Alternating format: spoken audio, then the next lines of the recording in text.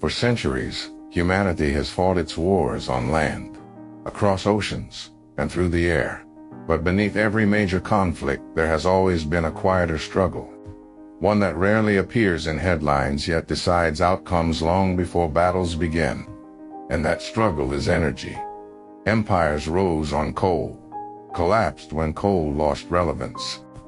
Oil reshaped borders, alliances, and coups throughout the 20th century. And nuclear energy rewrote the meaning of power by making total war unthinkable. Yet all of these energy conflicts shared one fundamental condition. They were bound to Earth. Resources were buried in soil, drilled from seabeds, or captured within national borders. Geography defined power. That condition is now starting to break, and with it, the familiar rules of global stability may break as well. As the world's energy demand accelerates and Earth's ability to safely supply it reaches environmental and political limits, a new solution is quietly moving from theory to strategy. Off-world energy, space-based solar power, lunar surface generation, orbital energy storage, and wireless transmission back to Earth are no longer speculative ideas confined to science fiction or academic journals.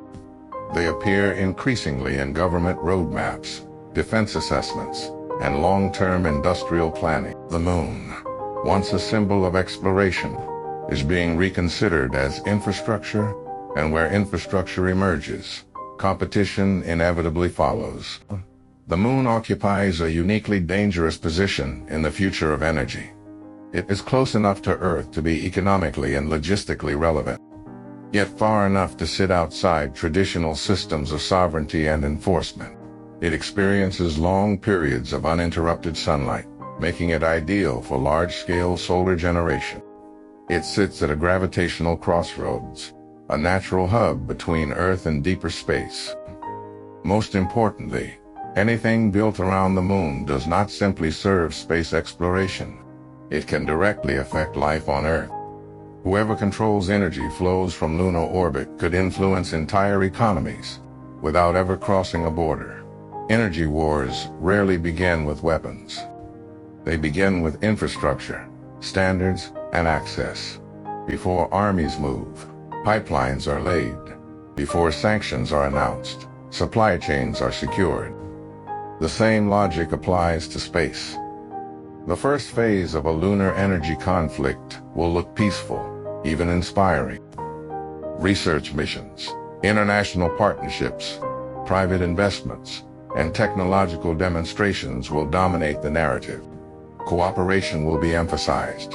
Progress will be celebrated. But beneath this surface, strategic positioning will be taking place. Orbits will be occupied. Transmission corridors will be established. Dependency will quietly form. International law is dangerously unprepared for this reality. The treaties that govern outer space were written during the Cold War. When space was symbolic rather than essential, they envisioned exploration, not dependence. They prohibited ownership of celestial bodies, but said little about control through persistent presence and infrastructure. They assumed space would remain a frontier, not a backbone of civilization. Energy changes everything. When societies depend on off-world power to keep lights on, hospitals running, and economies alive, interference becomes a security threat, regardless of intent. Lunar orbit is where vulnerability concentrates. Generating energy on the moon is only half the system. That energy must be transmitted to Earth through specific orbital paths, relay platforms, and receiving stations. These become choke points. They do not need to be destroyed to be weaponized. Disruption, delay, or denial is enough. A slight interference in transmission, a software anomaly, an orbital adjustment framed as routine maintenance. Any of these can have cascading effects on Earth. Attribution becomes difficult. Intent becomes ambiguous. Retaliation becomes risky. This ambiguity is what makes lunar orbit such a dangerous arena on Earth. Conflict is constrained by visibility and escalation thresholds in space.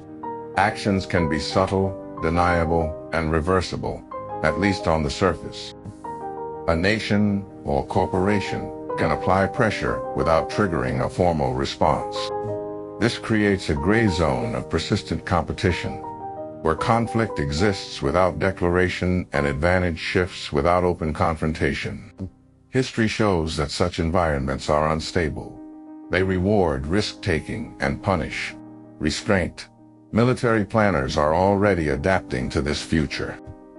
Space is no longer viewed solely as a support domain for communication and navigation, but as a strategic environment in its own right.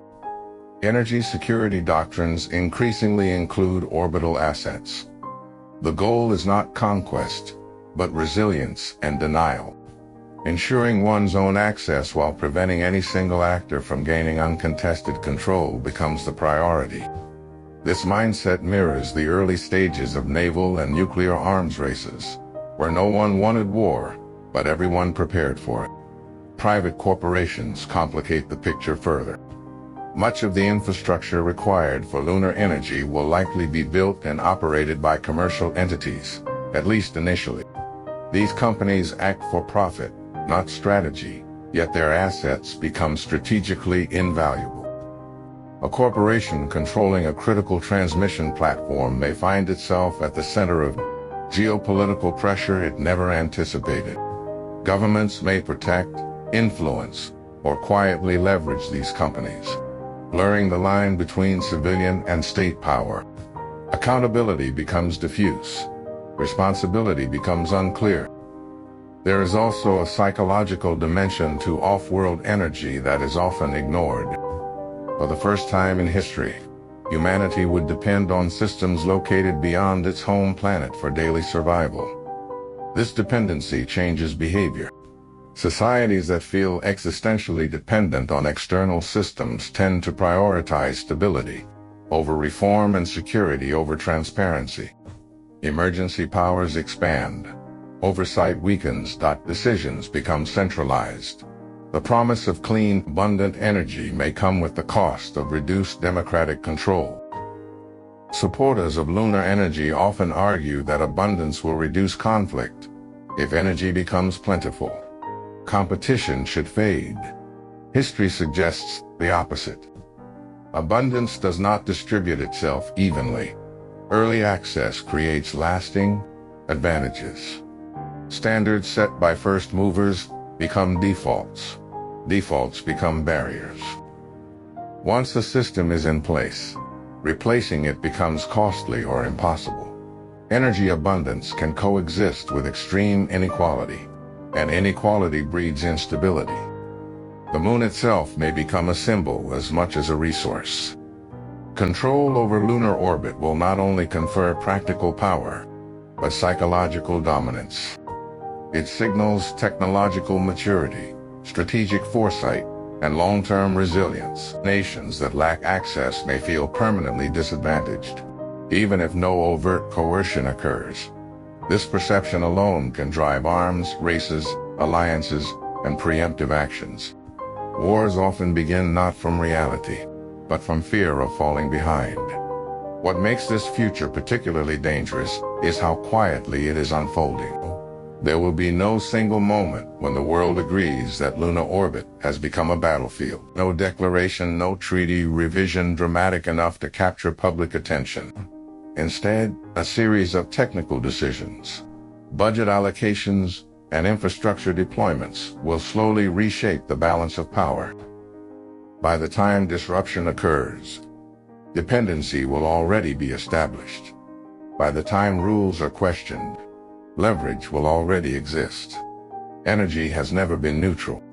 It shapes incentives, concentrates power, and rewrites political realities wherever it flows. Moving energy off Earth does not remove these dynamics. It amplifies them. Distance delays accountability. Complexity obscures responsibility. Space offers enormous benefits, but it also removes many of the constraints that kept competition in check on Earth. For the first time in history, humanity would depend on systems located beyond its home planet for daily survival. This dependency changes behavior. Societies that feel existentially dependent on external systems tend to prioritize stability over reform and security over transparency. Emergency powers expand. Oversight weakens. Decisions become centralized. The promise of clean, abundant energy may come with the cost of reduced democratic control. Supporters of lunar energy often argue that abundance will reduce conflict. If energy becomes plentiful, competition should fade. History suggests the opposite. Abundance does not distribute itself evenly. Early access creates lasting advantages. Standards set by first movers become defaults. Defaults become barriers. Once a system is in place, replacing it becomes costly or impossible. Energy abundance can coexist with extreme inequality, and inequality breeds instability. The moon itself may become a symbol as much as a resource. Control over lunar orbit will not only confer practical power, but psychological dominance. It signals technological maturity, strategic foresight, and long-term resilience. Nations that lack access may feel permanently disadvantaged, even if no overt coercion occurs. This perception alone can drive arms races, alliances, and preemptive actions. Wars often begin not from reality, but from fear of falling behind. What makes this future particularly dangerous is how quietly it is unfolding.